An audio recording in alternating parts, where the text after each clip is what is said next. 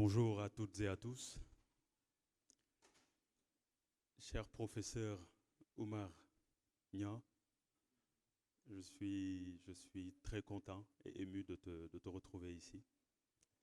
Bienvenue. Cher Isidore Diouf, directeur général de Sénégal Numérique, chère directrice de Espresso, cher président du conseil d'administration de l'APIX, bienvenue. Madame la directrice de Orange Digital Center, bienvenue. Cher Ndiaïdia, cher Wedji, je suis extrêmement fier de vous. Extrêmement fier de vous. Chère marraine de l'édition, bienvenue. Pour la petite histoire, j'ai rencontré Ndiaïdia à Paris, dans une ancienne vie où la paye en valait la peine, dans une vie où j'étais dans le privé, j'étais investisseur. Et je me retrouve dans les bureaux de la BPI, la Banque publique d'investissement en France, et j'entends un accent. Bon. Je me retourne, je vois un jeune homme qui parle d'un produit IA qu'il a développé par lui-même et son réseau. Et naturellement, j'étais choqué, choqué et content en même temps, parce que je me dis, accent bi may dégg nii rek ki sama mbokk la, ça c'est une chose, c'est ça. Et on me disait qu'il sortait de Polytechnique, de l'X. J'ai fait les classes préparatoires et j'ai échoué au concours Polytechnique. La première fois, deuxième fois, il a rattrapé ou pas. Et on me dit qu'il l'a passé brillamment. Et je me retourne, on est dans les locaux de la BPI, il me pitch un produit qui s'appelle Djangat.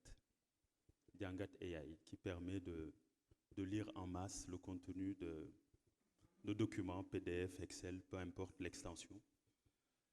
Et on me dit que c'est un Sénégalais qui l'a pensé, qui l'a conçu, qui l'a réalisé, qui est non seulement en train de le commercialiser au Sénégal, mais je me retrouve en France et il est en train aussi de le commercialiser.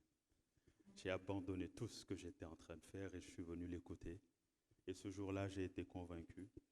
Et comme par hasard, on se retrouve ici au Sénégal à partager le même panel. Bravo, merci de les applaudir s'il vous plaît, pour le chemin parcouru. Sachez-le, ce duo ira très très loin et tant qu'on sera là, ce genre d'initiative sera appuyé. Et c'est complètement en phase avec les politiques et la dynamique actuelle des équipes du MCTN. En tout cas, des équipes qui portent le New Deal technologique. Mesdames et messieurs, chers jeunes, je suis particulièrement honoré de prendre la parole au nom du ministre de la communication, des télécommunications et du numérique, Monsieur Alioune Sall, qui m'a chargé de vous transmettre ses salutations les plus chaleureuses, ainsi que son attachement à la réussite de cette édition 2025 du Saltis. Au fil des années, le Saltis s'est imposé comme un rendez-vous pour le numérique au Sénégal. Ce n'est pas seulement un salon de plus, ce n'est pas seulement un rassemblement de plus avec des officiels de l'État, et ce n'est pas seulement un endroit où on vient, on applaudit, on déjeune gratuitement et puis on rentre. Pour moi, c'est un espace de travail, de réflexion, de décision où se rencontrent l'État, le secteur privé, le monde académique, les partenaires et surtout la richesse de cette nation, la jeunesse. Dans le cadre du New Deal technologique porté par le gouvernement, nous entrons dans une phase résolument opérationnelle. C'est dans cet esprit qu'a été conçu le programme 8 du New Deal technologique qui s'appelle Sénégal Digital Factory, de l'idée au produit. C'est un programme qui a été maturé pour les 5 prochaines années à près de 115 milliards. Et ce programme vise à créer 8 Fab Labs, des Fab Labs autour des pôles économiques du Sénégal. Et ce programme vise à doter notre pays d'une capacité structurée pour accompagner les projets numériques depuis l'idée jusqu'au produit ou service prêt à être déployé. Cela suffit de former nos jeunes et que ces jeunes n'appliquent pas cette formation. Quand on n'applique pas, on oublie. Ce programme permet naturellement de flécher des jeunes formés à des opportunités qui existent, qui leur permettent tout de suite d'appliquer leur formation. Parce que c'est ça la réalité du numérique.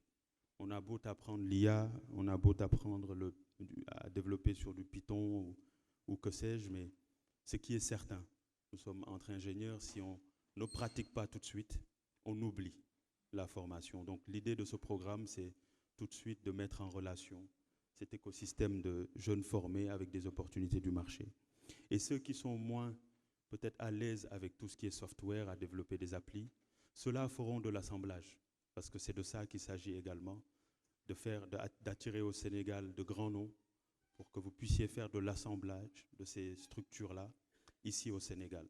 Et je peux en citer certains, HP, Dell, avec qui nous sommes en discussion, qui vont venir ici au Sénégal et nous permettre aussi de faire de telle sorte que des jeunes puissent former, assembler leurs dispositifs ici même au Sénégal.